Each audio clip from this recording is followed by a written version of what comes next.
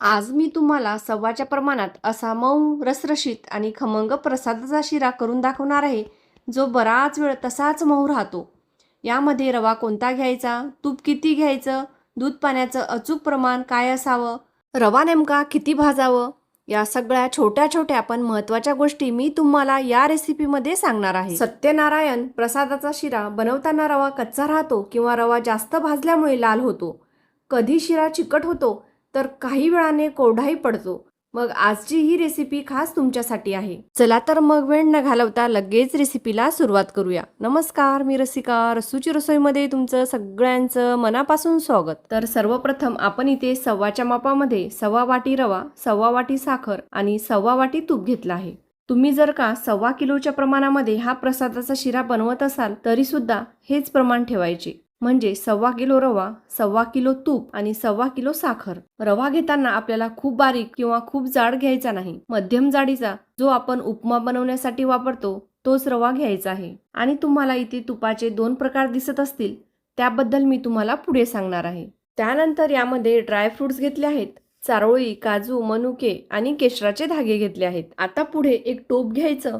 यामध्ये ज्या वाटीने आपण रवा मोजून घेतला आहे त्याच वाटीने 2 वाट्या दूध आणि 1 वाटी पाणी घ्यायचं. प्रसादाचा शिरा अगदी मऊ, लुसलुशीत आणि बराच वेळ तसाच मऊ राहावा असं वाटत असेल तर हे प्रमाण अगदी योग्य आहे. यामध्ये काहीही कमी जास्त करू नका. या प्रमाणात तुमचा प्रसादाचा शिरा अगदी मऊ आणि परफेक्ट तयार होईल. इथे आपण 2 वाट्या दूध आणि 1 वाटी पाणी मोजून घेतलं आहे. आता यामध्ये केशराचे धागे घालायचे आणि हे दूध गरम करायला ठेवायचं. तुम्ही जर का 1/2 किलो रव्याचा प्रसादाचा शिरा बनवत असाल तर त्यासाठी 2 लिटर दूध आणि 1 लिटर पाणी म्हणजे एकूण 3 लिटर घ्यायचं. हे प्रमाण अगदी योग्य आहे. यामध्ये काही कमी जास्त करू नका. आणि 1/2 किलो रव्याच्या शिऱ्यासाठी लागणारं सगळं साहित्य मी डिस्क्रिप्शन मध्ये दिलं आहे, त्यामुळे तुम्ही तिथे पाहू शकता. नंतर दुसऱ्या गॅसवर मी जाड तळाची कढई गरम करायला ठेवली आहे. कढई छान गरम झाली की यामध्ये आपण 1 वाटी गाईचं तूप घेतलं आहे ते घालायचं. आपण घरी बनवलेला साजूक तूप आहे, त्याचं काय करायचं ते आपण नंतर पाहूया. सध्या हे तूप बाजूला ठेवूया. तूप छान कडकडीत गरम झालं की यामध्ये आधी थोडासा रवा घालून बघायचा. रवा तुपामध्ये घातल्यानंतर छान फुलल्यासारखा वाटला की समजायचं की तूप व्यवस्थित गरम झाला आहे. त्यानंतर उरलेला सगळा रवा यामध्ये घालायचा. रवा भाजताना गॅस नेहमी मंदच ठेवायचा. रवा घाईघाईने मोठ्या आचेवर भाजायचा नाही. मंद आचेवर रवा छान परतून घ्यायचा, पण त्याचा रंग खूप जास्त बदलू द्यायचा नाही. सुरुवातीला रव्याचा रंग थोडा वेगळा दिसतो आणि रवा एकाच जागी बसलेला दिसतो, पण जसा जसा आपण रवा परतत जातो तसा तसा तो मोकळा होऊ लागतो आणि रव्याला छान जाळीदार टेक्स्चर यायला लागतं. सुरुवातीला आपण रवा तुपामध्ये घातला होता तेव्हा तो पूर्णपणे कोरडा होतो, पण जसा जसा आपण रवा भाजत जातो तसा तसा त्यामधून तूप सुटायला लागतो. इथपर्यंत आपल्याला रवा छान भाजून घ्यायचा. रव्याचा रंग बदलला नाही, पण रवा खमंग भाजला गेला आहे. आता यामध्ये ड्रायफ्रुट्स घालायचे. इथे मी चारोळी, काजू आणि थोडे मनुके घेतले आहेत ते घालूया आणि काही सेकंद परतून घेऊया.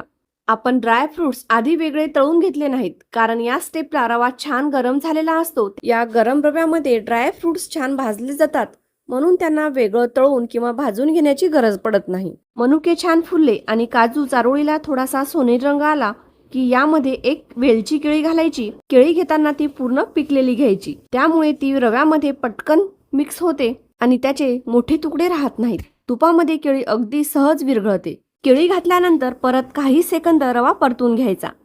त्यानंतर यामध्ये गरम केलेलं दूध घालायचं. दूध घालताना गॅस पूर्णपणे बंद करायचा आणि त्यानंतरच दूध घालायचं. दूधही गरम असते आणि रवाही गरम असते, त्यामुळे गरम रव्यामध्ये दूध घातल्यानंतर ते उडून अंगावर येऊ शकते. म्हणून सर्वप्रथम गॅस पूर्णपणे बंद करायचा आणि त्यानंतरच रव्यामध्ये गरम दूध घालायचं. दूध घातल्यानंतर ते व्यवस्थित मिसळून घ्यायचं. त्यानंतर गॅस पुन्हा सुरू करायचं.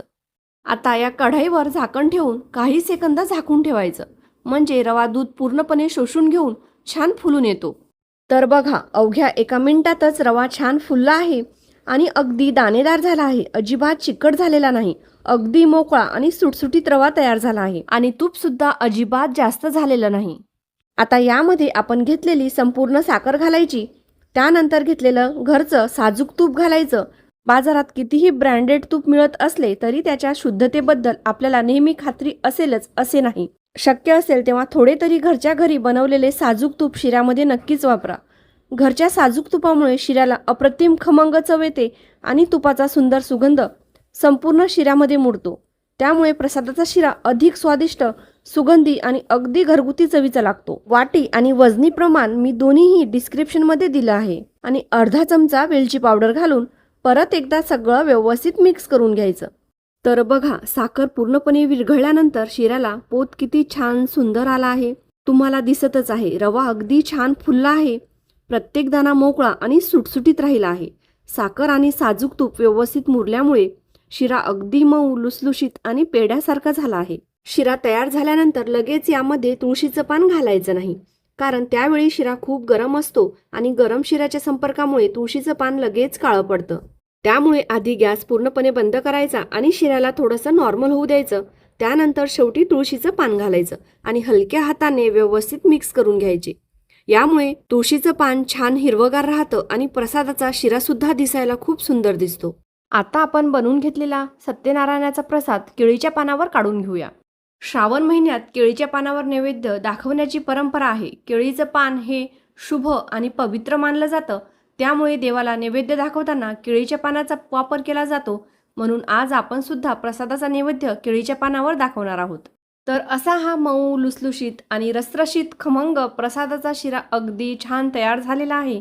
हा प्रसाद तुम्ही सत्यनारायण पूजेसाठी किंवा श्रावणातील नैवेद्यासाठी नक्कीच करून पहा.